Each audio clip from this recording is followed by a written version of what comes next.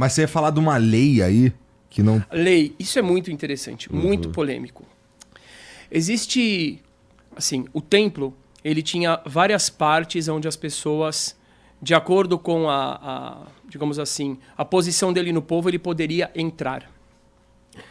Então, o povo judeu, ele tem essas diferentes denominações. Não são castas, absolutamente. Todo mundo se casa com todo mundo e etc. A gente tem o Cohen. Cohen significa sacerdote. O primeiro sacerdote foi Arão, ou em hebraico, Aharon. Aliás, esse negócio de traduzir nome é terrível, né? Um dia eu vou fazer um livro sobre o sentido de todos os nomes e o sentido filosófico dos nomes em hebraico. Muito bem. Mas você tem Aharon, irmão de Moshe, entendeu? Não, Moshe, entendi. entendeu? Opa, boa. Arão, irmão de Moisés. Ele é considerado o primeiro sumo sacerdote do povo de Israel. Todos os descendentes dele são Cohen. Então, por exemplo, hoje, você vai o fulano de tal, sobrenome Cohen, quer dizer que ele é descendente de Arão. Agora, depois você tem um outro grupo que é o Levi. Já ouviu alguém com sobrenome Levi? Por exemplo, aquela calça jeans Levis, é derivado de Levi. Levi significa, é uma das 12 tribos, Reuven, Shimon e Levi, a terceira tribo de Israel. E essa tribo tinha a função de cuidar do templo.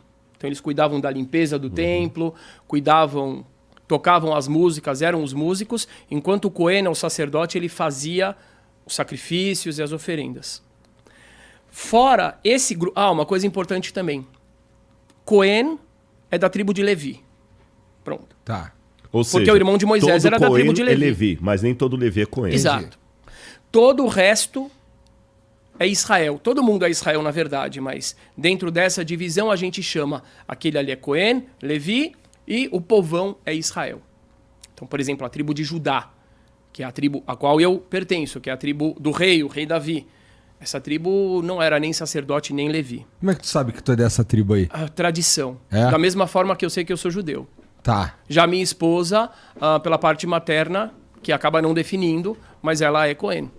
E a gente sabe isso por tradição. Entendeu?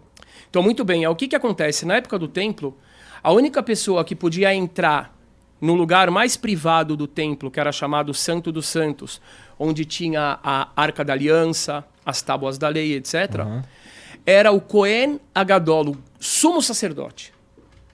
E ele só podia entrar ali uma vez por ano, no dia do Yom Kippur, na festa da expiação.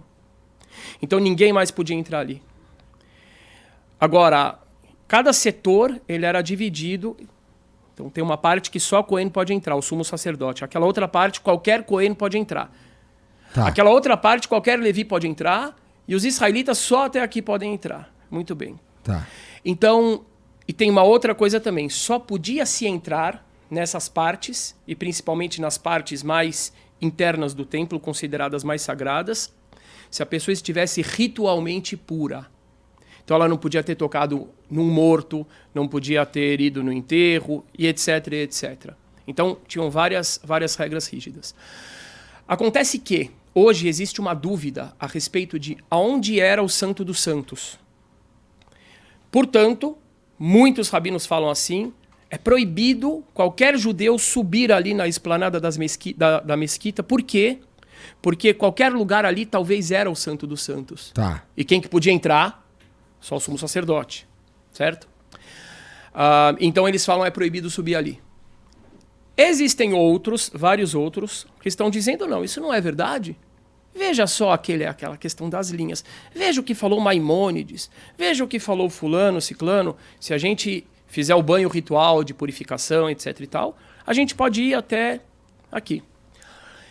E essa discussão ela também está baseada com a questão do retorno a Israel. Porque retorno a Israel significa o quê? Retornar para Haifa, que é uma cidade, retornar para Tel Aviv, tudo isso é importante.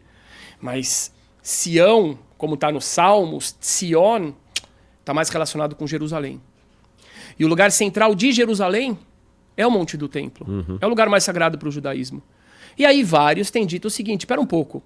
Se a gente não está indo no lugar mais sagrado da nossa terra, o lugar mais sagrado para a nossa religião, se a gente não pode orar ali, então que tipo de retorno foi esse?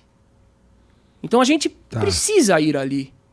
E aí existe uma discussão, hoje forte, entre diferentes visões rabínicas sobre se é certo ou não é certo.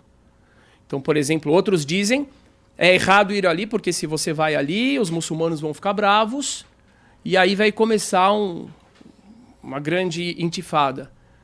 E os outros dizem não, ao contrário, se a gente vai para trás e a gente cede à intolerância religiosa, porque ninguém está entrando ali para falar para o muçulmano você não pode rezar, ao contrário, eles reúnem ali, eu não sei nem que número, mas é gigantesco. Só a Al-Aqsa são 5 mil pessoas depois que fizeram essa mudança lá embaixo. Eles têm a liberdade total. Agora, a gente se coloca assim em perigo quando a gente cede à intolerância do outro, que pela religião dele não tem nenhum erro o judeu rezar. Absolutamente não. Ao contrário, pela religião dele o judeu tem que rezar para o eterno. Então, ao contrário, se a gente cede o lugar e a gente não ocupa, a gente não mostra a nossa autonomia aqui, então isso sim é perigoso. Agora, é interessante... Não é como tá funcionando hoje. Hoje os caras não podem ir lá rezar. Porém, de uns anos para cá, está havendo cada vez mais grupos que eles têm que ir acompanhados do exército. Eu já vi isso. E o exército não vai para atacar os outros, ao contrário, vai para limitar o exército israelense, limita esses próprios judeus, para que eles não façam rezas, para que eles não hasteiem bandeiras, e etc. E muitos deles estão falando isso é intolerância religiosa contra nós, dentro da nossa terra. É um assunto que hoje ele tem uma certa relevância.